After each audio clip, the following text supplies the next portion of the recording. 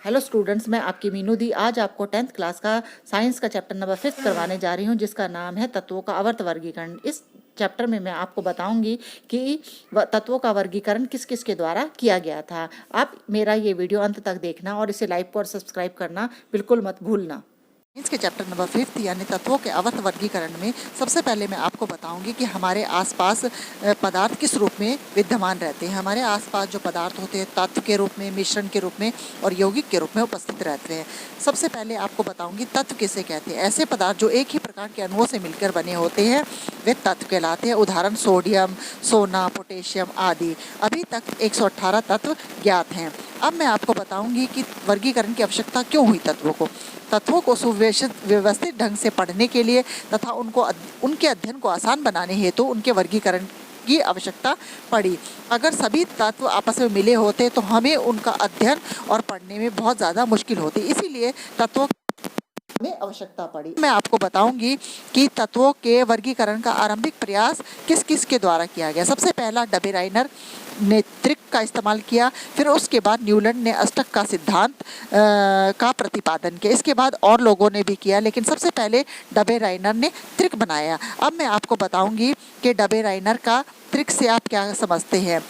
डबेराइनर के त्रिक का मतलब है जब तत्वों को उनके बढ़ते हुए परमाणु भार के अनुसार क्रमवार लगाए जाए तो 3 तत्वों के समूह प्राप्त होते हैं, जिसे त्रिक कहा जाता है। इसीलिए इसको डबेराइनर का त्रिक कहा जाता है। त्रिक के मध्य तत्व का परमाणु भार अन्य 2 तत्वों के परमाणु भार का माध्य होता है। जैसे कि कैल्शियम है सबसे पहले, फिर इन्होंने जो त्रिक बनाया वो सेट्रोसियम है और तीसरा बेरियम है। जो कैल्शियम और बेरियम का जो हम औसत जो माध्य निकालेंगे वो किसके बराबर होगा, सेट्रोसियम के बराबर। लेकिन जो डबेराइनर ने त्रिक का यूज किया था वो केवल 3 त्रिक ही बनाए थे। डबेराइनर के कितने 3 त्रिक बनाए थे, लेकिन ये आगे तक के ज़्यादा सफल नहीं हो सका। उसके बाद अब मैं आपको बताऊंगी न्यूलैंड का अष्टक सिद्धांत। न्यूलैंड ने तत्वों को उनके बढ़ते परमाणु भार के क्रम में व्यवस्थित किया तो पाया कि प्रत्येक 8वें तत्व के गुण धर्म पहले तत्व के समान थे। इसकी तुलना उन्होंने संगीत के स्वर से की, जैसे सा रे गा मा पा धा नी सा। संगीत का पहला सुर स होता है और अंतिम भी सा होता है, तो इन्होंने पहले और 8वें तत्व की को समान बताया था। उदाहरण लिथियम और सोडियम के गुण समान थे, लेकिन इनके द्वारा प्रतिपादित किए गए भी सिद्धांत में कई सीमाएं थी। ये नियम केवल कैल्शियम धातु तक ही लागू होता है।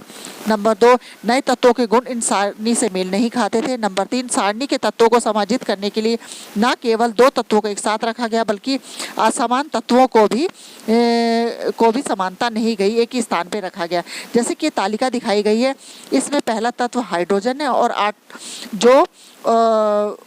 जो बाद में तत्व आए उनके जो है एफ जो तत्व है उसके गुणधर्म नहीं मिलते। फिर क्लोरीन है, उसके गुणधर्म सिर्फ क्लोरीन तक के ये नियम लागू हुआ। बाद में आप देखो CO और NI को इन्होंने एक साथ रखा है और कुछ स्थान इन्होंने खाली भी छोड़ दिए।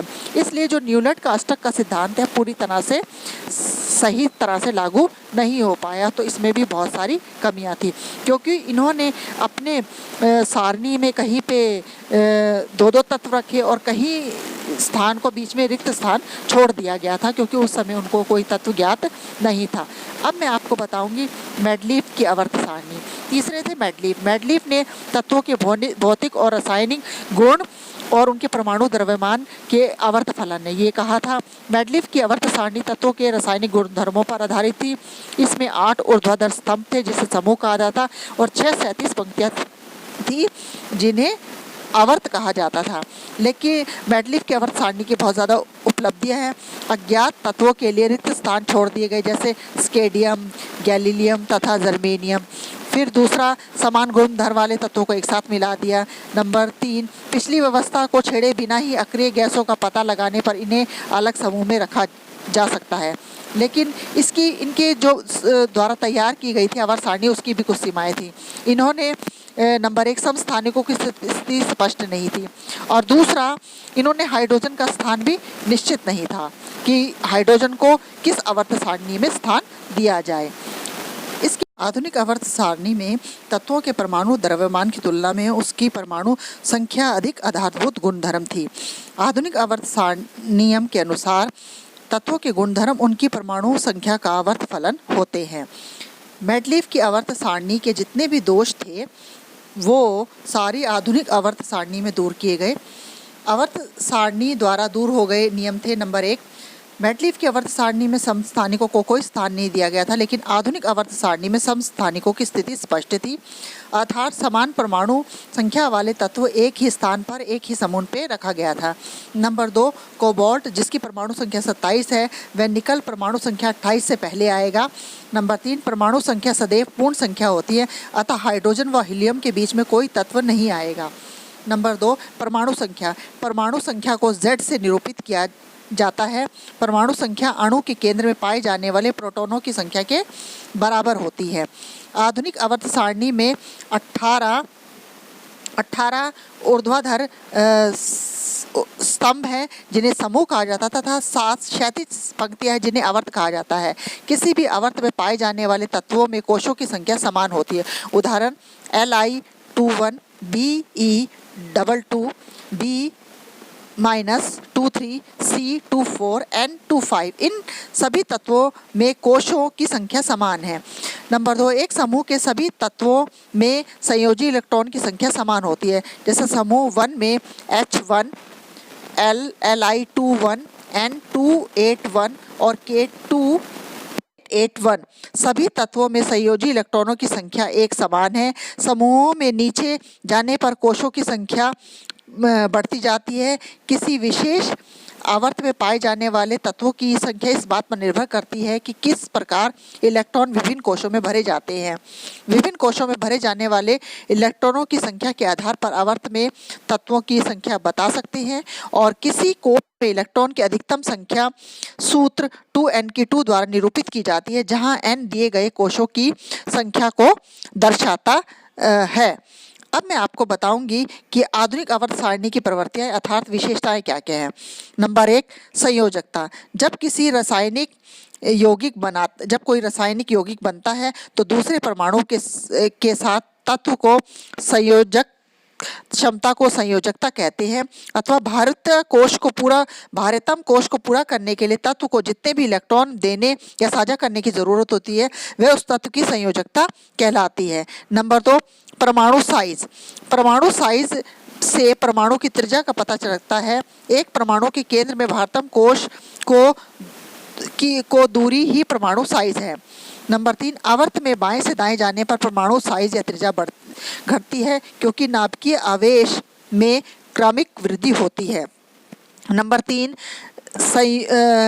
समूह में ऊपर से नीचे आने पर परमाणु त्रिज्या बढ़ती है क्योंकि नए कोशों की संख्या बढ़ती जाती है, जिससे कि नाभिक और भारितम कोशों की दूरी बढ़ती जाती है। जैसे कि इसमें दिखाया गया समूह Li152, Na186, K231, Rb244 और Ca270।